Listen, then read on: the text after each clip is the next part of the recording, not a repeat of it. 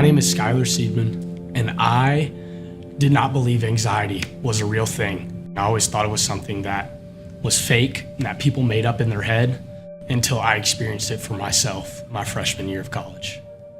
I remember waking up one morning, I felt really terrible. I went to the doctor and they told me I had the flu. So they gave me a combination of basically like an antibiotic and a steroid. And after about a week of taking those and getting over that sickness, I began to feel really anxious and exhausted. When I really first experienced anxiety, I'll never forget it. It was February 4th. I'd just gotten back after a weekend. I got back to Abilene, went in my dorm, put all my stuff down. It immediately felt like my whole world was crumbling in on me. So I went to my car and cried uncontrollably for multiple hours. And I was freaking out because I literally felt insane. I felt crazy because I had never experienced anything like this in my entire life. A lot of the thoughts that were going through my head were, man, my girlfriend's gonna break up with me. I'm not living a good enough life as a follower of Jesus. He doesn't want anything to do with me. I'm gonna lose all my friends. I'm not good enough to be in school and to make the grades to survive in college. I don't know what I want to do with my life.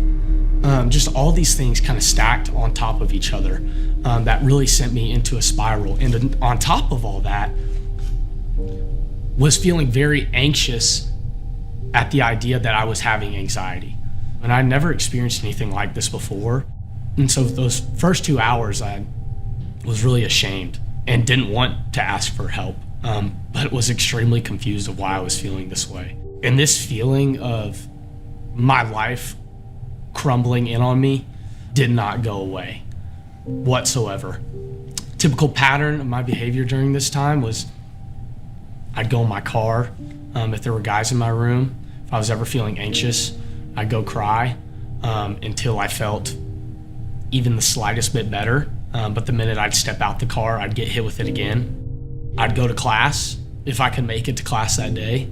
And if I couldn't stay through all of class, I'd leave class early, go back to my dorm, lay in a fetal position in my bed, and cry until I fell asleep. Like, I don't even know how to say it.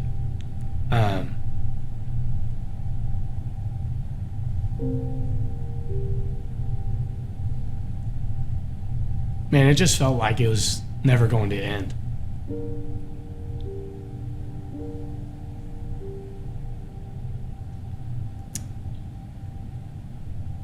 And I was really confused because I was always a happy person and never let really anything bring me down. But was genuinely just a happy person, and I wasn't happy. I'd say really the only times during all this time where I experienced like peace and almost a clarity and a burden being lifted is when times I'd spend like in worship and in prayer. And it was amazing, but it was also momentary because only a few moments later would it be would I feel pressed again. You know, looking back on this, I think this phase of my life really started addressing the pride that was in my own heart. I'd never been one to ask for help, to talk about my problems with other people because I always felt like I can handle them. I finally decided to call my mom and dad really after like a couple of hours in my car I couldn't stop crying. And I called and talked to them. Talking may be an overstatement. I literally cried into the phone, probably for the next hour and a half. They knew that something was up too, because this is something that they'd never seen in me before. So they immediately started bringing, family and close friends in on what was going on with me and asking for prayer. My mom and dad suggested that we go see a therapist, and I was not for it at the moment and didn't want to have to bring someone in to help me work through all this when I thought I could do it on my own. Not long after that, I started seeing another specialist who was having me make changes to my diet, doing different types of exercises to calm me down. I mean, all kinds of stuff that I was completely opposed to, just because I didn't think I needed any of that. But I did need it. And so I think one of the biggest problems for me was just raising my hand and saying like, man, I need help because I can't get through this by myself.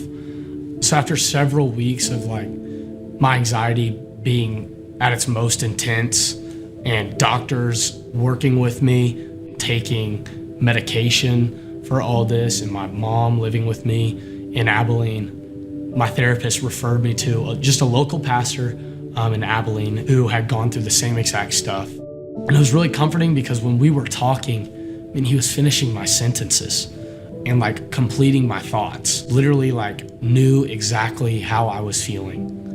Sometimes I didn't even have words for it, and he could explain it. So after talking just with him for a couple of hours, we went into a time of prayer, and he prayed over me, and we sat in silence for a little bit, and he asked me to picture like me and Jesus together.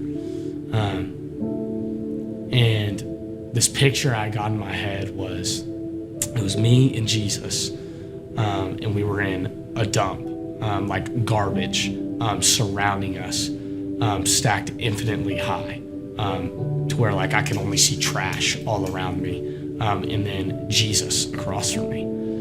But his back was facing me. Like I could only see his back, I couldn't see his face. And it frightened me a little bit because like his back was turned towards me. So we continued praying. I asked Jesus to come closer, and he turned towards me and reached out his hand. And I reached out for his hand too.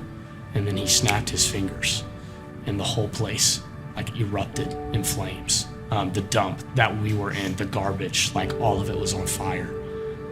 But I felt more at peace looking at him with his arms stretched out to me, with fire surrounding me, than I did with none of it on fire and his face turned away from me. And when I got up from that moment, I was crying. And I remember like opening my eyes, and for the first time, like feeling like I'm gonna be okay. Like it's gonna be okay. Like this does not have the final say. This is not where the road ends for me. And I slowly started to walk the road back to who God had created me to be. And it involved spending time in scripture, spending a lot of time in prayer, and a lot of time praying with other people. It involved being vulnerable, consistently vulnerable about how I was feeling. It involved being real with people. I mean, I'm more aware of my vulnerability and my fragileness without the presence of Christ in my life than I ever have been in my entire life. If you're being assaulted by anxiety, I want you to know that the Lord is near. Don't close yourself off. Open up to the Lord, and open up to the people around you. Open up to someone who's been through it before even. It takes 5 seconds of courage, 5 seconds of vulnerability, but it's the beginning to a whole and brand new abundant life with Christ.